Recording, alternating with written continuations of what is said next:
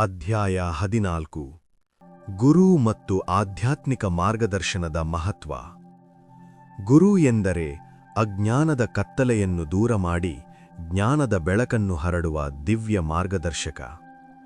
ದೃಷ್ಟಿಹೀನನು ಮಾರ್ಗದರ್ಶಕರಿಲ್ಲದೆ ದಾರಿಯನ್ನು ಕಂಡುಕೊಳ್ಳಲು ಸಾಧ್ಯವಿಲ್ಲದಂತೆ ಆತ್ಮಸಾಕ್ಷಾತ್ಕಾರವನ್ನು ಹುಡುಕುವ ವ್ಯಕ್ತಿಗೂ ಗುರುವಿನ ಮಾರ್ಗದರ್ಶನ ಅಗತ್ಯ.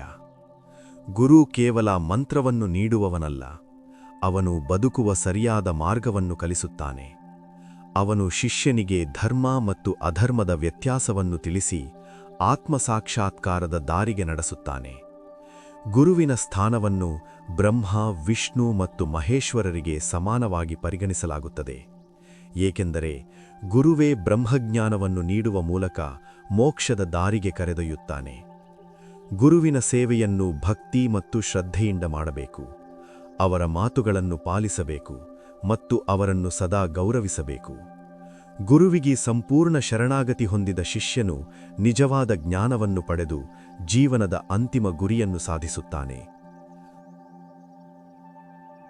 ಅಧ್ಯಾಯ 15 ಮೋಕ್ಷದ ತತ್ವ ಮತ್ತು ಮಾರ್ಗಗಳು. ರಾಜ ಶತನೀಕನು ಕೇಳಿದನು, ಓ ಮಹರ್ಷಿಯೇ, ಧರ್ಮ, ಕರ್ಮ ಮತ್ತು ಭಕ್ತಿಯ ತತ್ವಗಳನ್ನು ನೀವು ವಿವರಿಸಿದ್ದೀರಿ. ಈಗ ದಯವಿಟ್ಟು ಮೋಕ್ಷದ ತತ್ವವನ್ನು ವಿವರಿಸಿ.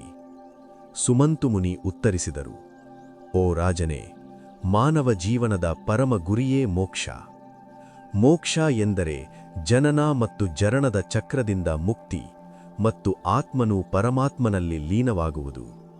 ಈ ಸ್ಥಿತಿಯಲ್ಲಿ ಮನುಷ್ಯನು ದುಃಖ, ಭಯ ಮತ್ತು ಬಂಧನಗಳಿಂದ ಸಂಪೂರ್ಣವಾಗಿ ಮುಕ್ತನಾಗುತ್ತಾನೆ. ಮೋಕ್ಷವನ್ನು ಸಾಧಿಸುವ 4 ಮಾರ್ಗಗಳು. ಜ್ಞಾನಯೋಗ, ಶಾಸ್ತ್ರ ಅಧ್ಯಯನ, ಚಿಂತನೆ ಮತ್ತು ಧ್ಯಾನದ ಮೂಲಕ ಆತ್ಮನ ನಿಜ ಸ್ವರೂಪವನ್ನು ಅರಿಯುವ ಮಾರ್ಗ. ಕರ್ಮಯೋಗ, ನಿಸ್ವಾರ್ಥ ಕ್ರಿಯೆಗಳ ಮೂಲಕ ದೇವರಿಗೆ ಅರ್ಪಣೆ ಮಾಡುವ ಮಾರ್ಗ.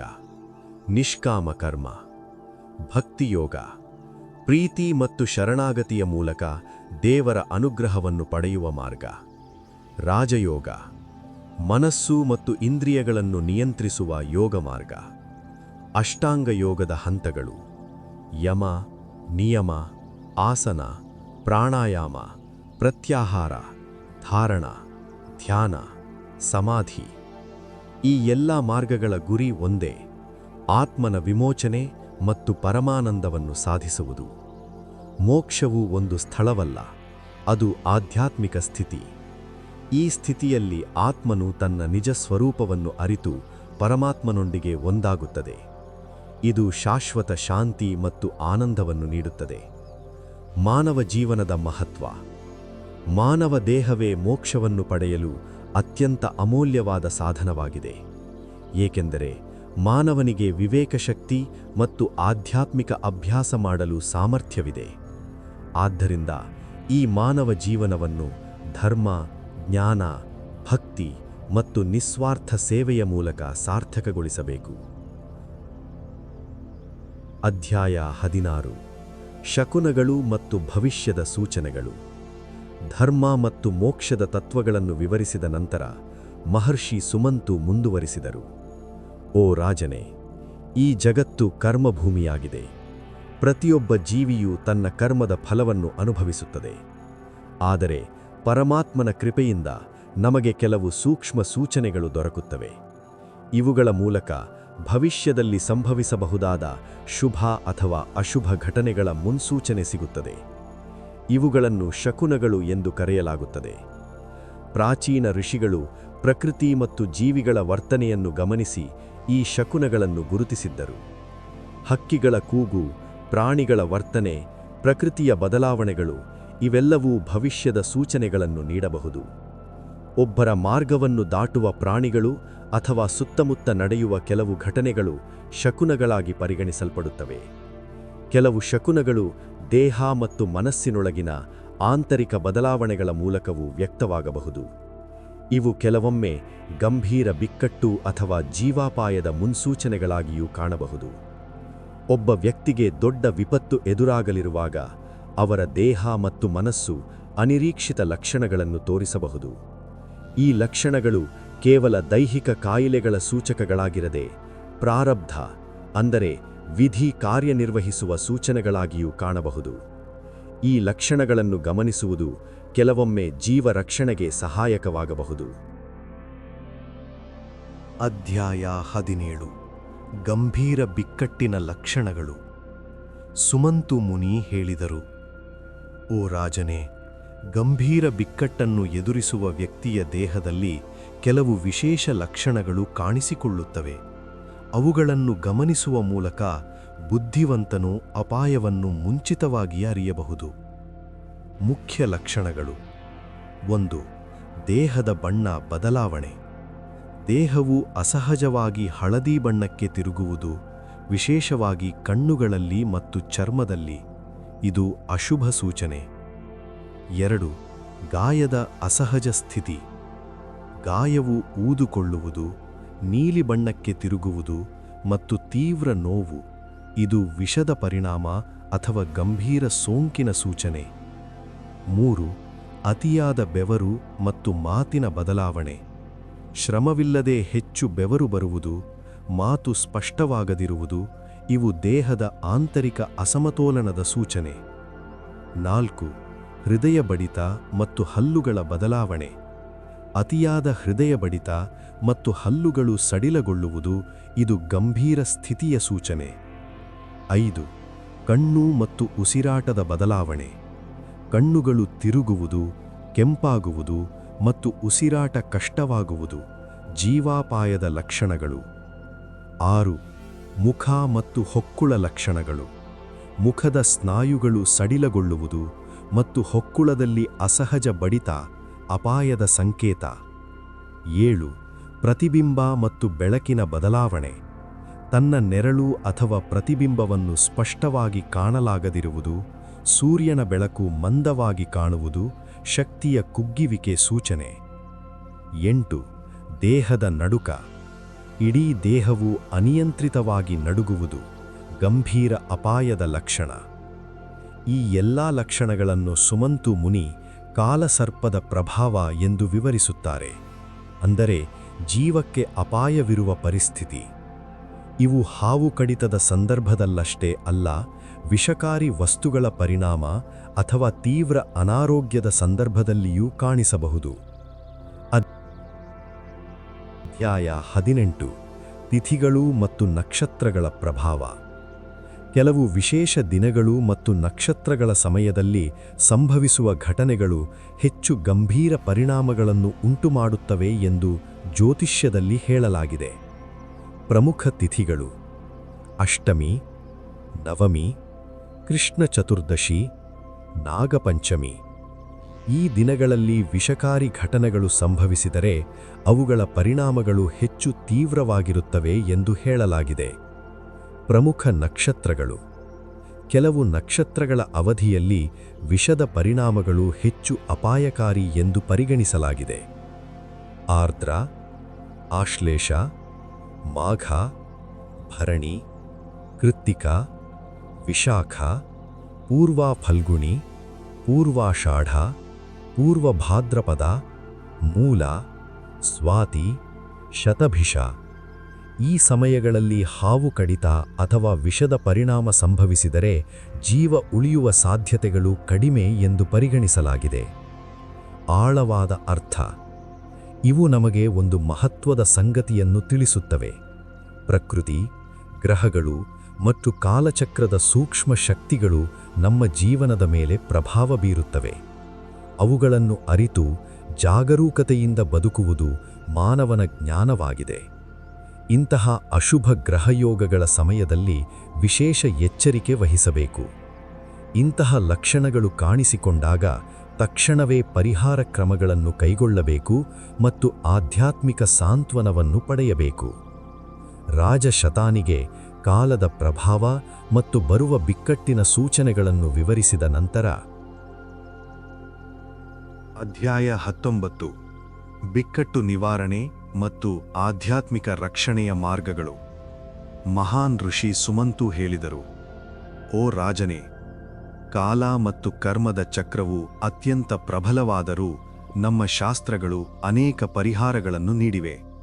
ಅವುಗಳ ಮೂಲಕ ಮನುಷ್ಯನು ಬಿಕ್ಕಟ್ಟುಗಳನ್ನು ತಗ್ಗಿಸಬಹುದು ಅಥವಾ ಅವುಗಳಿಂದ ತನ್ನನ್ನು ರಕ್ಷಿಸಿಕೊಳ್ಳಬಹುದು.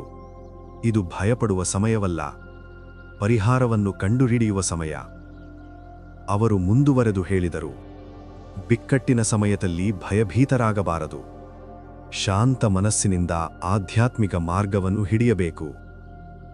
ಮುಖ್ಯ ಪರಿಹಾರಗಳು: ಮಂತ್ರ ಪಠನ ಮತ್ತು ಸ್ತೋತ್ರಗಳು, ಭಗವಂತನ ನಾಮಸ್ಮರಣೆ, ಸ್ತೋತ್ರ ಪಠನ ಮತ್ತು ವಿಶೇಷವಾಗಿ ಮಹಾಮೃತ್ಯುಂಜಯ ಮಂತ್ರದ ಜಪ ಅತ್ಯಂತ ಶಕ್ತಿಶಾಲಿ. ಇವುಗಳಲ್ಲಿರುವ ದೈವಿಕ ಶಕ್ತಿ ನಕಾರಾತ್ಮಕ ಪ್ರಭಾವಗಳನ್ನು ನಿವಾರಿಸಿ ರಕ್ಷಣಾತ್ಮಕ ವಲಯವನ್ನು ನಿರ್ಮಿಸುತ್ತದೆ. ಪೂಜೆ, ಯಜ್ಞ ಮತ್ತು ಹವನಗಳನ್ನು ಶಾಸ್ತ್ರೋಕ್ತವಾಗಿ ನೆರವೇರಿಸುವುದು ದೇವತೆಗಳನ್ನು ಪ್ರಸನ್ನಗೊಳಿಸುತ್ತದೆ. ಯಜ್ಞದ ಪವಿತ್ರ ಅಗ್ನಿ ಮತ್ತು ಮಂತ್ರಗಳ ಸ್ಪಂದನ ವಾತಾವರಣವನ್ನು ಶುದ್ಧಿಗೊಳಿಸಿ ದೈವಿಕ ಅನುಗ್ರಹವನ್ನು ಆಕರ್ಷಿಸುತ್ತದೆ. ತೀರ್ಥಯಾತ್ರೆ, ಪವಿತ್ರ ನದಿಗಳಲ್ಲಿ ಸ್ನಾನ, ದೇವಾಲಯಗಳ ದರ್ಶನ ಮತ್ತು ತೀರ್ಥಯಾತ್ರೆಗಳು ಮನಸ್ಸನ್ನು ಶುದ್ಧಿಗೊಳಿಸುತ್ತವೆ. ಇವು ಭಕ್ತಿಯನ್ನು ಬಲಪಡಿಸಿ ಆಧ್ಯಾತ್ಮಿಕ ಧೈರ್ಯವನ್ನು ನೀಡುತ್ತವೆ.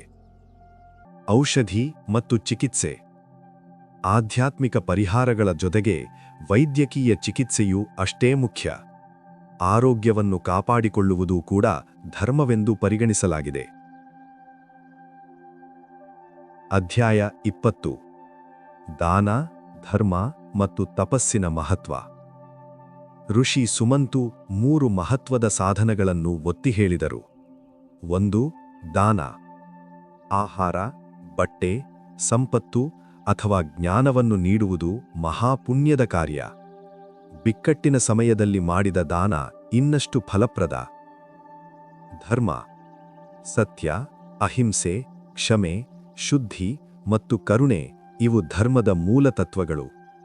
ಧರ್ಮವನ್ನು ಪಾಲಿಸುವವನನ್ನು ಧರ್ಮವೇ ರಕ್ಷಿಸುತ್ತದೆ. ತಪಸ್ಸು. ಉಪವಾಸ, ಧ್ಯಾನ, ಯೋಗ ಮತ್ತು ಶಿಸ್ತು ಇವು ತಪಸ್ಸಿನ ರೂಪಗಳು. ಇವುಗಳಿಂದ ಮನಸ್ಸು ಶಾಂತವಾಗುತ್ತದೆ ಮತ್ತು ಆಂತರಿಕ ಶಕ್ತಿ ಹೆಚ್ಚಾಗುತ್ತದೆ. ಅಧ್ಯಾಯ 21: ಶರಣಾಗತಿ ಮತ್ತು ದೈವಿಕ ಅನುಗ್ರಹ.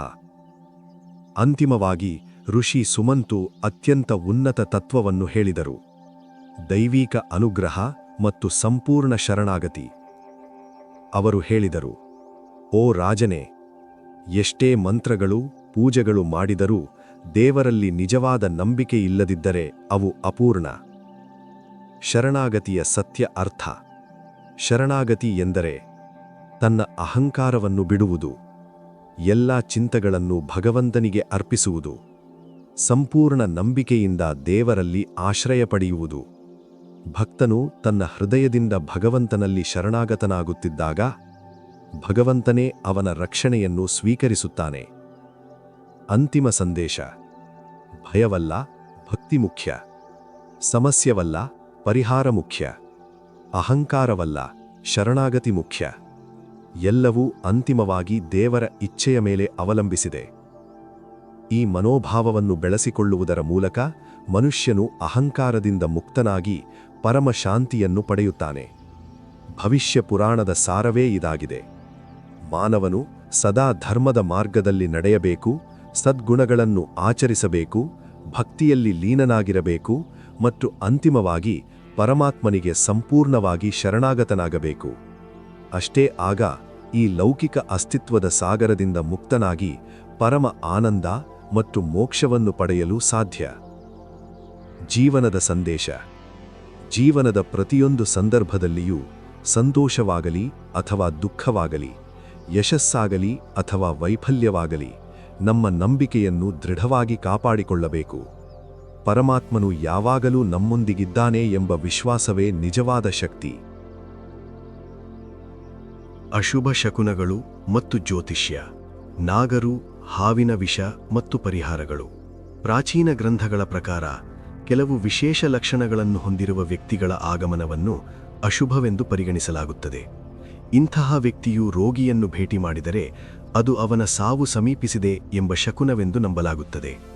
ಈ ವ್ಯಕ್ತಿಗಳು ಸಾಮಾನ್ಯವಾಗಿ ಕಪ್ಪು ಅಥವಾ ಕಡು ಕೆಂಪು ಬಟ್ಟೆ ಧರಿಸುತ್ತಾರೆ.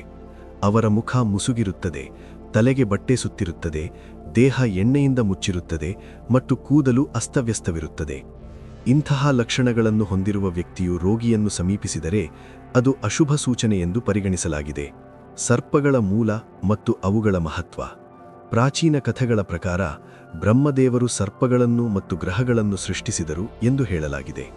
ಪ್ರಮುಖ ಸರ್ಪಗಳು ಮತ್ತು ಅವುಗಳಿಗೆ ಸಂಬಂಧಿಸಿದ ಗ್ರಹಗಳು ಹೀಗಿವೆ: ಅನಂತ, ಸೂರ್ಯ, ವಾಸುಕಿ, ಚಂದ್ರ, ತಕ್ಷಕ, ಬುಧ, ಕಾರ್ಕೋಟಕ, ಗುರು, ಪದ್ಮ, ಶುಕ್ರ, ಮಹಾಪದ್ಮ, ಕೇತು, ಶಂಖಪಾಲ, ಶನಿ, ಕುಲಿಕ, ರಾಹು.